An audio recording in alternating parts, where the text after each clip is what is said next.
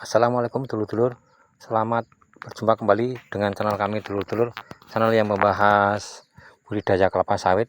Bahwa kami mohon maaf selama kurang lebih setengah tahun kami tidak upload video karena kesibukan kami menangani kerjaan bangunan, ada interior, ada pasang AC, instalasi listrik, pasang granito, meja dapur, kitchen set, ada plafon, ada duku, ada melamik, waduh pusing. Jadi banyak gawe, jadi mau nggak mau harus salah satu ada yang ngalah lah. Ini karena ngalah jadi korban dulu. Ini tanaman 2 tahun kurang lebih ya. Ini bibitnya PPKS 239. Nah ini lor penampakannya ya. Nanti ini kita bandingkan dengan sama-sama bibit unggul, sama-sama dari balai penelitian yang terkenal. Nanti kita bandingkan dengan Lonsum BL1, bagaimana ketahanan terhadap penyakit busuk pucuk dan keseragaman pertumbuhan. Nanti kita bandingkan ya. Ini umur 2 tahun dulu kayak begini. Geser-geser kami ngatasi ini. Kami ini punya channel YouTube, tapi ngatasi busuk pucuk masih kesulitan karena ini terus terang aja jujur, belum ada obat ya. Belum ada obat yang memang khusus untuk ngatasi busuk pucuk. Kalau membasmi rumput, itu kan rumput daun kecil, itu kita pakai glifosat, mati sekali semprot mati. Contohnya kayak setop, setop, terus Roundup, ada bersilalang dan lain-lain ya. Terus kalau kita kepengen bunuh anak kayu tapi dengan cara murah meriah supaya cepat kering, pakai paraquat, contohnya Gramason dan Noxon misalnya ya. Tapi untuk busuk pucuk ini belum ada loh. Jadi kita harus nyoba sendiri, ikut saran temen, anjuran dari YouTube, dari kita bergaul, banyak nanya, banyak baca. Jadi yang kita bisa lakukan itu karena memang belum ada toko yang jual untuk membasmi busuk pucuk. Nah ini contoh ya dulu ya. Ini samping kami ini banyak ya. Nanti kita satu-satu ya supaya nanti jelas. Nah, ini sampingnya pas, ini nggak jauh-jauh nih lor. Ini bundul. Ini seminggu yang lalu kita potong. Nah itu kan kita sunat. Nah ini ketemu seminggu lagi kita datang ini, nanti ini kita sunat lagi ini lor. Yang ini kan gini, seminggu kita sunat kan nongol lagi kan. Nah nongol ini hitam nih kan. Ini nongol hitam. Ini nanti kita buang, kita sunat lagi, baru kita semprot. Karena kalau yang hitam ini mengandung jamur sama bakteri, nggak kita buang, nanti tambah merajalela. Jadi harus kita buang ini lor. Kita buang satu-satu. Nah ini di depan kelihatannya kan aman kan, bagus kelihatannya ya. Kelihatan bagus nih kelihatannya. Kelihatan cuman kesengkleh juga tuh. Kena kan. Nah. Jadi kalau di kebun teman-teman sudah kena, kira-kira dalam 1 hektar itu ada 5 biji apa 4 biji, itu tandanya sudah kena semua. Jangan kita beranggapan yang lain tuh aman. Ini kan kelihatannya normal nih, bagus kan kelihatannya, tuh kan kena ini lor. Nah indikasinya apa? Muntir. Ini pelepahnya muntir-muntir nih, terus kayak nggak ada tulang tuh kan, seperti Crohn disease sampai balik gitu. Ini kan sampai kebalik nih lah pelepahnya, sampai kebalik kan. Nah padahal nggak Crohn disease, ini karena kena jamur sama bakteri sehingga dia ini sakit, sehingga pelepahnya ini muntir. Nah, kalau yang nggak muntir kan itu tuh, ini muntir nih sampai ngadep ke belakang, ngadep ke bawah. Nah sampingnya lagi kita setting satu-satu supaya untuk teman-teman yang mau nanam nanti kita bisa ngambil hikmah. Ini kena juga nih, ini kita potong. Nah ini kita potong minggu yang lalu, sekarang sudah nongol kira-kira 10 cm. Nanti kita sunat lagi hari ini. Setelah kita sunat, daunnya kita urai yang kanan kiri tuh. Nah ini kita urai satu-satu, baru kita semprot. Nah sampingnya lagi kena nih. Jadi memang hampir semua. Nah ini sengkleh itu kan, sengkleh hitam-hitam itu kan. Ini kena nih. Ini kita buang ini, nanti kita sunat lagi. Jangan kena kan. Nah sampai sengkleh tuh. Nah ini nanti yang belum hitam ini kita urai satu-satu. Nah kalau memang ada sisir yang untuk ngurai ya kita beli sisir, tapi belum ada kan. Jadi kita harus sabar, satu-satu kita urai, nanti kita semprot. Jadi obat yang kita pakai itu bisa meresap ke sela-sela daun. Ini hitam. Nah, kita sunat nih. Nah, nanti kita ini satu blok PPKS 239. Sebelahnya pas itu bloknya Lonsum BL1. Ini depan ini kelihatannya sehat, tapi tetap kita antisipasi karena biasanya yang sehat itu bukan nggak kena, tapi sebetulnya kena, cuman dia karena batangnya sehat, dia punya imunitas yang kuat sehingga nggak sampai sengkleh. Tapi tetap kanan kiri nanti kita urai semua. Jadi yang belum kena ini nanti kita urai semua, walaupun nggak kena tetap kita obat. Masalahnya itu tadi dia sudah tercemar atau sudah terpapar sehingga kita nggak bisa lihat fisik kelihatannya sehat, tapi nanti lain kali tumbang. Jadi ini lor ya, ini penampakannya kita sunat minggu yang lalu, seminggu kemudian hari ini sudah seminggunya nih, ini sudah numbuh lagi, kira-kira ini cepat nih ya, ini kira-kira 20 cm. Nanti kita sunat lagi nih. Ini kalau nggak sunat jadi bibit penyakit yang akan menyebar, nggak sembuh-sembuh. Ini lor ya, ini sengkleh nih kan, nah, sengkleh itu ya, sengkleh. Nah, karena seperti nggak ada tulang. Nah ini lor ya, sengkleh itu ya, itu sengkleh. Nah, sebelahnya lebih parah nih. Ini ceritanya, ini bukan mendiskreditkan atau menjelekkan varietas 239, bukan. Untuk antisipasi bahwa dulu yang nanam 239 itu harus rajin, wajib rajin. Nah kalau ini tak tinggal seperti kami nih, aduh korban. Memang kami ngerjakan interior dapat duit, tapi di lain sisi karena sawit tak tinggalin, tak kalahkan, ya kalah beneran. Ini kayak gini nih, kuntet ini. Nah ini tak sunat minggu yang lalu. Nah bawahnya merebet lagi karena masih infeksi dia. Jadi jamur atau bakteri masih banyak. Ini nanti kita buang lagi, harus kita buang. Nah nanti yang belum busuk ini, yang belum terjangkit ini kita urai, kita semprot. Tapi yang kayak busuk sengkleh gini, nggak ada tawar menawar, kita buang. Karena gini pengalaman kami loh, kami nanam dami macam-macam, ada Supreme, ada Simalungun, ada PPKS, dampi yang tahan di air rawa-rawa itu, semuanya kena. Jadi semuanya kena, bahkan ada yang umur sudah 4 tahun, sudah panen dalam 6 hektar panen itu sudah 6 ton. Sampai hari ini sudah 6 ton ya kurang lebih. Itu pun masih ada yang belum sembuh. Saking bandelnya. Yang bandel itu yang kita terlambat nangani, busuk pucuknya sudah sampai ke umbut, sudah sampai ke pokok titik tumbuh. Aduh. Itu ada yang tak tumbang. Nah yang nggak saya tumbang itu sampai sekarang ada yang belum sembuh, masih proses penyembuhan. Nih sengkleh lor 239 ya, bukan ini menjelekkan, tapi ini untuk nanti waspada bagi yang nanam 239. Harap sabar, terus harap teliti, terus jangan ditinggal-tinggal, karena ini harus kita tangani nih. Ini kita urai nih, harus kita urai satu-satu, kita urai. Nah kalau nggak diurai nanti obatnya nggak masuk. Ini sengkleh nih, seperti nggak ada tulang. Ini sengkleh jatuh ke tanah, sengkleh. Nah ini juga tumbuhnya juga mundur, bukan seperti crown disease, tapi nggak crown disease karena ini kalau crown disease kan kelainan genetik.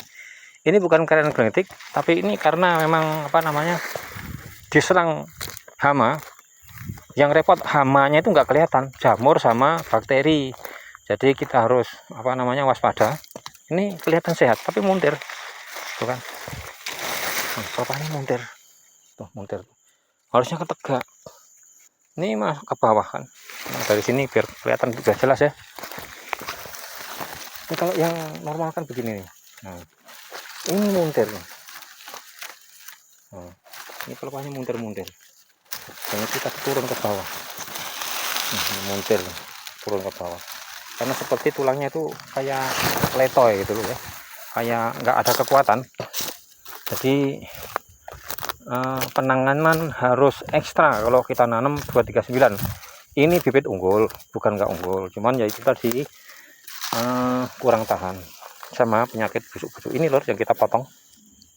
Nah, ini yang kita potong sampai batas yang kita bisa buang ya, tapi tidak ditarik ya, harus dipotong ya, jadi supaya di bawah itu tidak luka.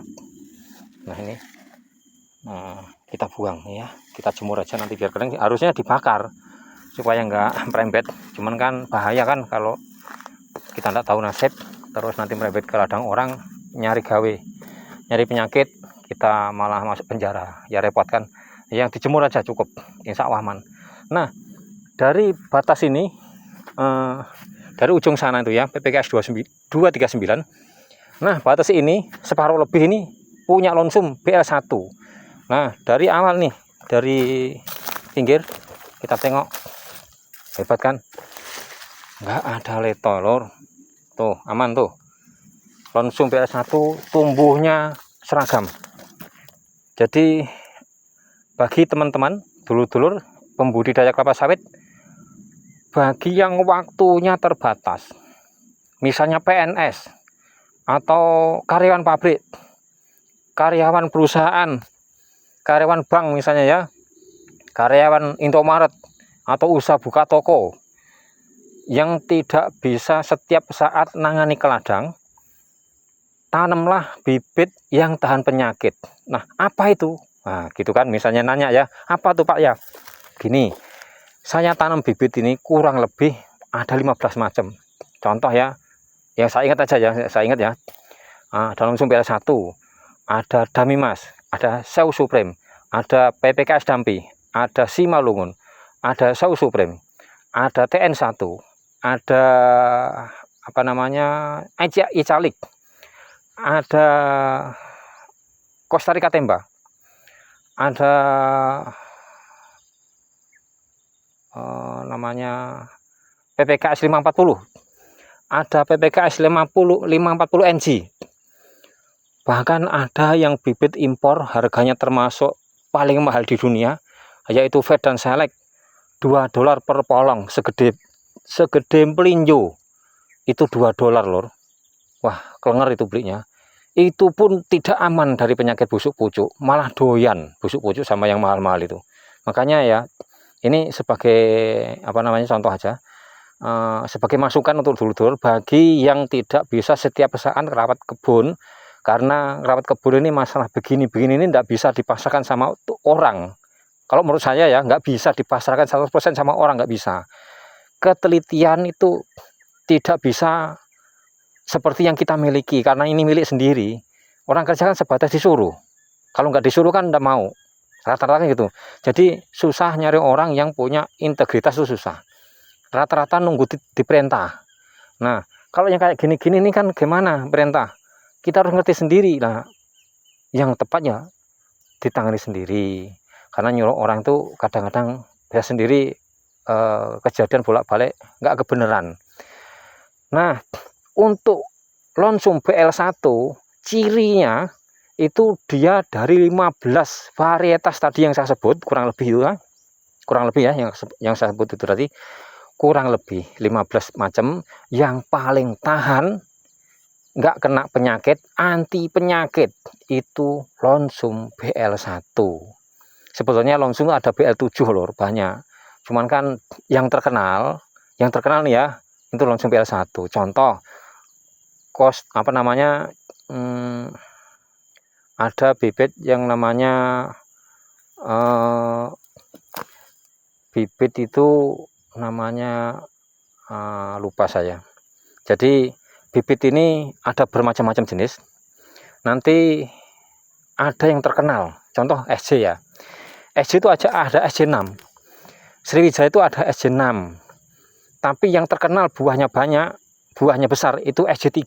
Kenapa gitu? Ya memang itu penelitiannya begitu, karena silang-silang, jadi persilangan itu kan tidak sama setiap varietas. Jadi disilang lagi kan, jadi buahnya memang nggak sama, memang beda. SJ1 karakternya dia sebagian hijau, SJ2 nggak hijau sih, cuman kurang besar. Yang terkenal tuh SJ5 sama SJ5 semikron. Tapi yang paling jumbo itu SJ3, itu contohnya. Sama ini, lonsum juga gitu. Yang terkenal nih BL1, ya sudah kita ikut BL1 aja karena terkenal BL1. Ciri lonsum itu bisa dibuktikan, ini tidak ecek-ecek, tidak asal ngomong, karena saya sudah nanam sendiri. Anti penyakit, terus pertumbuhan seragam. Ini seragam nih, tuh kan seragam. Nah, seragam tuh, seragam tuh seragam. Yang tadi tuh PPKS 239, aduh, karena yang kena penyakit tuh kuntet-kuntet, akhirnya ya itulah apa namanya, tinggi rendah, besar kecil gitu. Ini lonsum nih loh, jejer. Ini nggak ada kelang. Orang ini apa namanya, kelang 8 meter kalau nggak salah. Karena yang mancang bukan saya, jadi harusnya kalau saya mancang 9 meter. 9 meter karena ini pelepah panjang. Ini kayaknya 8 meter. Karena yang mancang ini bukan kami nyuruh orang. Jadi nggak tahu aturan nih orang ini. Jadi pancangannya kurang lebar. Oh ya sudahlah, udah terlanjur, masa kita bongkar. Nah ini utuh kan? Oh, utuh bener. Nggak ada sengkleh, nggak ada busuk. Ya walaupun itu nanti ada, itu bukan karena lonsumnya yang kena. Begini ceritanya. Nih utuh kan? Utuh tuh. Hijau royo-royo kayak pengantin baru tuh. Nah kan? Seragam lor. Inilah lonsum. Andai kata ada yang blok lonsum ini kena, itu belum tentu lonsum, karena kita nanam ini pakai truk, 1 truk. Yang depan saya isi lonsum, yang belakang saya isi PPKS 239. Kemungkinan ada yang ketukar. Jadi walaupun di blok lonsum ini tidak menutup kemungkinan ketukar sama PPKS 239, makanya kadang ada yang kena busuk pucuk. Tapi kalau hasil lonsum, insya Allah kok nggak kena. Ini saya sampai apa namanya bisa berteduh karena sudah 2 meter lebih tuh sampai ujung daun. Nah 2 meter lebih. Yang tadi aduh masih pendek-pendek. Nah ini hebatnya lonsum BL1. Nah BL1 ini pelepah panjang lur. Harusnya ditanamnya itu di jarak 9,3 kali 9,3. Dikarenakan harga tanah mahal, ya sudahlah. Ada yang tanam 9 kali 9, ada yang nanam 9 kali 8. Nah kalau ini kayaknya 9 kali 8 ini sepertinya, karena nih yang mancang orang lain, kita nyuruh orang nggak sempat ya. Nah ini contoh lor ya, ini ada yang sengkleh. Tapi kalau dari cirinya, ini bukan lonsum ini, walaupun di blok lonsum. Jadi orang kerja ini kan ya gimana ya, orang banyak. Sekali nanam nih mungkin 10 orang kemarin itu. Jadi mungkin ada yang ketukar karena nggak dikasih tanda polybag sama, barangnya sama. Nah setelah ditanam ada yang sengkleh, tapi ini aku yakin nggak lonsum karena cirinya memang beda. Ini kemungkinan 239. Yang lonsum asli ini loh depannya. Waduh, alhamdulillah sudah 3 meter itu. 2 tahun lor. 2 tahun kurang lebih sudah tinggi sampai ujung daun itu 3 meter. Ini pohonnya besar lonsum. Memang nggak ada yang seperti ini yang tadi tuh, yang 239. Memang pertumbuhan cepat, anti penyakit, tumbuh seragam. Itu lonsum. Nah, untuk masukan dulur-dulur bagi yang nanam lonsum BL1 dulur-dulur. Jadi begini lor. Lonsum ini karena kemarin itu begitu berbuah pertama, yang sudah panen ya, sudah umur 4 tahun. Begitu buah pertama itu buahnya nggak penuh, ada yang kecil-kecil, ada yang kopong gitu kan. Nah kami tanya ke manajer ke PT Lonsum, jadi kami tanya langsung bahwa semua lonsum, bukan kami aja yang beli, disuruh nanya sama teman-teman yang beli waktu order itu, suruh nanya gimana, sama jawabannya katanya sama, sebelum umur 3 tahun buah lonsum itu memang kadang-kadang belum penuh. Jadi yang tepat begini, ini saran, dipakai alhamdulillah, nggak dipakai nggak apa-apa, ini pertimbangan, ini sarannya karena kami ngalami.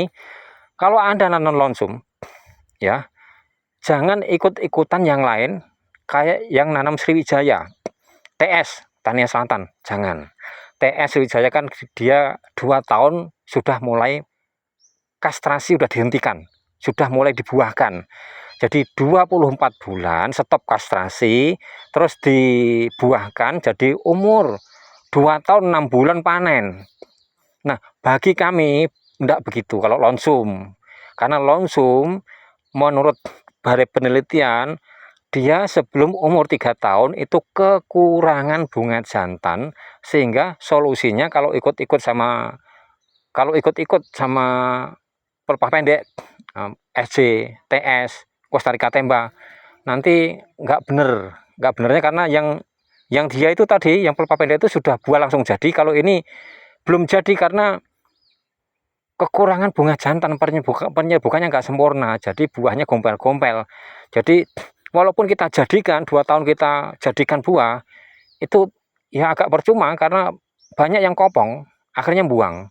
Yang tepat begini menurut saya, 2 tahun setengah, 2 tahun 6 bulan, ya kan, kita stop kastrasi. Itu kalau kita buru-buru kepengen duit ya, 2 tahun 6 bulan kita stop kastrasi. Jadi 2 tahun 6 bulan itu, 2 tahun setengah kita mulai buahkan. Jadi di umur 3 tahun 2 bulan kalau nggak salah itu hitungannya, 3 tahun 2 bulan sudah panen perdana. Tapi kalau Anda sabar sedikit, lebih bijaksana, nanti buahnya langsung jadi, langsung besar-besar, tunggu sampai 3 tahun. Setelah 3 tahun baru kita buahkan, insya Allah besar-besar. Jangankan lonsum loh, kami nanam di daerah Gladak ya, di tengah-tengah desa Gladak, itu campur, ada Damimas, ada Costa Rica Temba, ada PPKS 239. Itu pun umur 3 tahun. 3 tahun pas baru stop kastrasi. Jadi buahnya langsung besar-besar. Orang-orang kagum-kagum, ini buah pertama kok besar-besar kayak gini katanya kan. Nah, umurnya sudah mencukupi, bunga jantan sudah cukup, batang pohonnya sudah besar, akarnya udah banyak, daunnya sudah banyak, cukup untuk membentuk buah. Akhirnya kita panen perdana langsung jadi, langsung besar-besar. Aduh, kadang-kadang yang kita punya umur 4 tahun itu bisa kalah sama yang 3 tahun kita buahkan pertama. Yang 3 tahun stop kastrasi berarti 3 tahun 6 bulan, 3 tahun 6 bulan kita panen perdana, itu yang 4 tahun kalah. Bener, kalau nggak percaya bisa dites. Karena akarnya lah banyak, daunnya lebar-lebar, batangnya besar, buahnya besar, besar-besar tandan. Nah, bisa dibuktikan. Ini loh, ini penampakan lonsum PL1 kita yang berdiri sudah tenggelam, sudah 3 meteran dari bongkol sampai ujung daun. Nah, ini depan ini ada yang muntir, tapi ini dari ciri bukan lonsum. Itu tadi orang bekerja, orang banyak, jadi ini ke bawahlah bibit 239 kecampur di blok lonsum karena satu truk. Nah, ini muntir-muntir ini ya. Nah, repot nih kan. Nah, jadi memang beda. Nah, ini seragam ya lor ya. Nah, seragam. Nah, itu lonsum PL1. Kita tengok blok yang ini kan kita garap pakai eskavator. Jadi langsung bersih, nggak banyak tunggul. Kita nggak kelenger lor lawatnya. Kalau yang ditebang pakai pakai senso, aduh, anak-anak kami keseksa lor. Orang-orang yang kerja juga keseksa. Ya bagaimana? Ditebas hari ini, bulan depan tunasan tuh sudah ngamuk. Bulan depan ditebas lagi, bulan depannya udah ngamuk. Jadi sampai kadang-kadang hilang itu sawitnya itu, keurugan. Nah, kalau yang pakai eskavator enggak lagi. Nah, ini cirinya kalau eskavator kan begini nih. Ada gunduan-gunduan kayu-kayu tunggul-tunggul dirumpuk jadi satu. Nah, ini penampakan PL1. Enggak ada kan penyakit. Enggak ada. Padahal kan pepet itu, campur lagi. Malah tadi itu kecampur, ada yang campur sama 239. Tapi ya nggak pengaruh, karena memang ini tahan. Nah, ini lor. Nah, inilah lonsum, ibarat mobil itu Honda, ibarat motor pun Honda. Jadi PT Lonsum itu sudah berdiri sejak zaman Belanda. Sejak Indonesia belum lahir lor. PT Lonsum sudah ada. Ya bagaimana nggak pinter ya. Kayak Honda itu kan kurang apa kalau dibanding motor KTM kan jauh. Jialing itu dari Cina kan jauh apa namanya kualitasnya. Ya karena memang pengalaman lah, jam terbangnya tinggi. Nah ini sama Lonsum ini. Aku heran kenapa Lonsum bisa begini gitu loh. Hebat tuh, seragam tuh. Aduh, jatuh cinta kami. Kalau lihat tanaman kayak gini, kayaknya nggak makan pun saya nggak lapar nih. Ini Lonsum biasa satu loh. Besar-besar, tinggi-tinggi. Aduh, enak bener kalau nanam ini. Jadi kita nggak capek-capek, nggak stres kerawat busuk-pucuk, karena ini anti busuk-pucuk. Kalau misalnya kurang yakin, bisa buka channel lain selain kami. Nanti gimana tuh komen-komennya nanam Lonsum PL1. Tapi lor, nanti jangan salah paham. Jadi Lonsum PL1 itu karakter buahnya lonjong ya. Sudah lonjong, dia ini janjangannya tuh mengarah ke atas. Nah, karena mengarah ke atas, dia ini kan ketutup sama bonggol pelepah, ya kan? Sama tunggul pelepah itu. Janjangannya ketutup sama tunggul pelepah karena dia naik ke atas, manjang. Sehingga kalau Lonsum ini buahnya belum diturunkan, kelihatannya kecil. Tapi kalau sudah turun, oh ya jumbo. Lain sama Costa Rica Temba, ada Simalungun, ada Seu Supreme, ada Damimas, ada Icalik, ada Verdan Select, ada Seu Supreme, ada TS. Itu kan ke samping. Buah begitu keluar tuh langsung ke samping. Jadi walaupun kecil kelihatan besar, nggak ketutup apa-apa. Nah, tapi kenyataannya sampai saat ini kemarin panen 2 minggu yang lalu, umur 4 bulan, dari yang aku tanam ini sudah buah ya, macam-macam tadi yang aku sebut itu ya. Yang paling besar jangan-jangan kemarin ya, itu Lonsum sama Damimas. Bisa 14 kilo per janjang. Itu yang ya bukan semua pasti kan, tentu nggak semua, tapi ada yang 14 kilo. Lonsum sama Damimas. Verdan Select kok belum sampai segitu ya. Belum sampai segitu. Jadi ini untuk masukan dulur-dulur. Jadi Verdan Select pun bagus, bukan nggak bagus. Tapi itu tadi hampir sama-sama aja sebetulnya. Jadi nanti kalau yang beli Verdan Select, yang kepengen gini ya, dibandingkan dulu, lihat dulu lah, banyak tanya dulu daripada beli mahal-mahal ya. Ya bukan apa-apa, itu maaf untuk produsen Verdan Select, bukan menjelekkan, bukan, tapi ini untuk edukasi, karena memang ini saya harus ngomong apa adanya. Semuanya bagus juga nggak bagus, tapi hampir sama-sama. Bahkan tetangga kami ada tuh si dokter, dia tuh fanatik sama TS3 seri 4. Mau ngomong ke orang-orang bahwa orang yang beli dari saya katanya bibitnya itu palsu, katanya bal-bal, suruh ngasih orang katanya, karena itu nggak ada buah, omongnya dia. Tanam aja ganti sama Topaz 3 seri 4, begitu buah sekali manen 2 kintal katanya. Loh, apa nggak roboh itu pohonnya? Sekali manen 2 minggu 2 kintal, apa nggak roboh itu? Roboh kayaknya. Bisa sih 2 kintal satu pohon, tapi nanti sambil nyolong sama tetangga sawit punya sebelah. Nggak masuk akal, nggak rasional.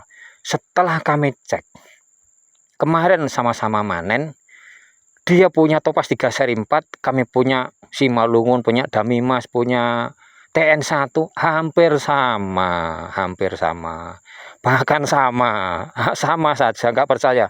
Jadi nggak masuk akal kalau sampai satu panenan 2 minggu, rotasi 2 minggu sekali 2 kintal, itu duitnya sopo, sawitnya sopo meneh. Nah, nyolong nah sampai 2 kintal ya, tumbang no pohonnya, nggak masuk akal ya. Jadi sama sebetulnya, saya ngomong apa adanya. Jadi Topaz 3 seri 4, Damimas sama Lonsum sama TN1 Verdan Select itu hampir sama, karena itu di kategori kurang lebih pelepah panjang.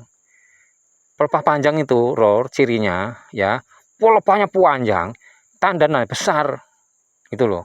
Tapi jumlah buah agak sedikit. karena tandan besar-besar. Tapi kalau pelepah pendek ada Costa Rica Temba, ada Seu Supreme, ada yang sedang itu Simalungun, Topaz 3 seri 4 itu kan pendek itu. Jadi buahnya muter tapi agak kecil. Lah masih keok sama Damimas loh kalau besar-besarnya. Betul aku ngomong bohong nih. Jadi jangan fanatik, jangan menjelekkan orang lain, jangan menjelekkan varietas orang lain, bahwa semua bibit unggul itu kurang lebih itu di angka 38-40 ton per tahun per hektar brosurnya. Itu di kelas nomor 1, kelas tanah nomor 1 itu segitu. Kalau pupuknya cukup, tanahnya mendukung, itu bisa sampai 40 ton per tahun per hektar, ada yang 38 kurang lebih. Itu hampir semua begitu. Jadi jangan yang lain palsu nggak ada buah, jangan. Hampir sama-sama aja kok, hampir sama. Jadi tinggal kita pandai-pandai mengelola. Kalau tanahnya dikit, ya tanam pelepah pendek. Karena kan muat batang banyak gitu kan. Kalau tanahnya memang lebar ya rugi Pak, tanam yang pelepah pendek. Habis pupuk banyak, ya pelepah panjang baik wah, sama kok 40 ton per tahun per hektar. Terus mainannya lebih gampang yang pelepah panjang. Pelepah panjang karena panjang 6 meter 20, 6 meter setengah. Dia kan langsung sengkleh, langsung berat kan itu, langsung buka itu pelepah. Karena buka, tandanan tuh besar, tandannya besar-besar karena agak kecepit. Kita ngegrek juga gampang, nggak kecepit kok, langsung mekar. Buahnya besar-besar. Nah tinggal kita menyesuaikan aja, tinggal kita lihat kondisi. Kalau tanahnya memang daerah mineral, daerah darat ya kita tanam yang jenis darat, yang seperti yang aku sebut tadi. Kalau tanahnya gambut ya jangan ditanam yang jenis darat, ya kuning cacingan. Kalau gambut pilihlah yang untuk gambut, yang untuk tahan asam. Contohnya PPKS Dampi itu kalau kerendam pun masih hijau. Terus Costa Rica Temba kerendam lo masih hijau royo-royo. Karena yang lain-lain ya kelenger, karena memang tidak ada rekomen untuk daerah yang berair. Jadi harus disesuaikan lor. Jadi inilah yang kami sampaikan lor, bahwa bijak-bijak kita memilih, kita harus memahami situasi kita, diri sendiri kita masing-masing. Kalau kita memang orang sibuk, tersita waktu banyak untuk usaha yang lain, tanamlah bibit unggul yang tahan penyakit, tumbuh seragam kayak tentara baris loh, seragam bener, tingginya sama, lonsum, nggak ada yang lain, lonsum bener, aku udah ngomong bohong. Jangan ragu kalau orang ngomong buahnya kecil, besar. Kecil itu karena yang kelihatan kecil itu karena dia ke atas kehalang sama bonggol pelepah, sudah turunnya jumbo-jumbo gitu loh. Jadi jangan terkecoh sama orang ngomong ini itu. Bahkan kami sering debat sama orang yang nggak karu-karuan ngomongnya, karena di Pedamaran Timur itu kan orang tuh rata-rata fanatik dengan SJ 5. Seolah-olah kalau nggak SJ 5 tuh nggak sawit, dikira jengkol mungkin. Jadi kadang-kadang kami ribut juga sama orang yang fanatik jelek-jelekan itu. Aduh, ya udah, semuanya ada baiknya. Yang fanatik SJ ada baiknya, yang fanatik tadi Costa Rica Temba ada baiknya, ada yang Topaz 3 seri 4 ada baiknya, yang lonsum ada baiknya karena tanpa penyakit. Jadi tinggal kita pilih yang mana yang bagus, karena semua bibit unggul itu standar dari pabrik, itu potensi panen di tanah nomor 1, pupuknya cukup terawat, itu di angka 40 ton per tahun per hektar, hampir sama. Nah kalau ada yang panen tuh separohnya dari ekspektasi dari balai benih, ya mungkin perawatan nggak memenuhi syarat, pupuknya kurang, tanahnya kelas 3. Nah rata-rata di kelas tanah di Palembang ini ada yang kelas 2 dan kelas 3 loh. Jadi ya nggak bisa berharap terlalu banyak seperti yang di brosur 40 ton per tahun per hektar, misalnya Costa Rica Temba 40 ton per tahun per hektar, TN1 40 ton per tahun per hektar, konsum 40 ton per tahun per hektar, nggak bisa persis, karena itu tadi kondisi tanah, humusnya beda, nutrisi mineral yang di tanah itu beda. Jadi itu untuk di kelas nomor 1 setahu saya karena saya pernah di Dume Rio sana ya, itu kelasnya insya Allah nomor 1. tanahnya itu nggak ada kerikil. Saya 2 tahun di sana ngalor ngidul ngitan belum ketemu kerikil. Tanah berkerikil itu belum ketemu. Kalau di Sumatera Selatan banyak kerikil. Jadi ya gimana kalau ngikuti yang apa namanya tanahnya super ya, memang nggak bisa karena memang iklimnya juga beda. Di Dumai itu hampir nggak ada kemarau lor, hampir tidak ada kemarau. Kemarau ya hujan, panas ya hujan juga, musim panas ya hujan juga. Itulah karena dia dilewati garis khatulistiwa lor. Nah, yang nomor 2 yang saya tahu tuh di Kute Timur, Kutim, Kalimantan Timur kalau nggak salah itu. Itu insya Allah kayak mirip-mirip kayak Dumai. Jadi nomor 1. Jadi ya sudahlah, misalnya kelas tanah kita nggak bisa ngikuti kayak Dumai dan Kalimantan Timur, Kute Timur, ya sudah, yang penting kita rawat. Yang penting kita rawat, pupuknya cukup, jarak tanam bener. Ya kayak gini nih, pasir loh. Ini pasir nih. Ini tinggal diaduk jadi semen, nggak usah beli pasir ini. Ini kalau ini disamakan dengan kelas Dumai kan ya jauh. Ini pasir semua ini loh. Ini pasir. Aduh, banyak pasir. Ya sudahlah, kita terima karena ini fadlnya Gusti Allah Ta'ala, kita harus syukuri. Yang penting kita kelola amanah dari Allah Subhanahu Wa Ta'ala. Mudah-mudahan untuk kita sanggup ibadah ya. Dan kalau kita ekonomi cukup, kita bisa sedekah jariah, kita bisa sosial, nolong sesama, kita bisa amal. Nah ini contohnya lur ya. Tadi 3 meter, lah ini gimana nih? Ini nih sama kepala saya ini sama ini. Jadi kurang dari 2 meter ini. Ini yang kena penyakit 239. Ya itulah dulur-dulur masukan dari kami. Mudah-mudahan yang kami jelaskan ini bermanfaat untuk dulur-dulur bagi pecinta kelapa sawit. Insya Allah di lain waktu kita ketemu kembali di dalam tema dan bahasan yang lain yang tentunya masih di sekitar budidaya kelapa sawit. Sekian, wassalamualaikum warahmatullahi wabarakatuh.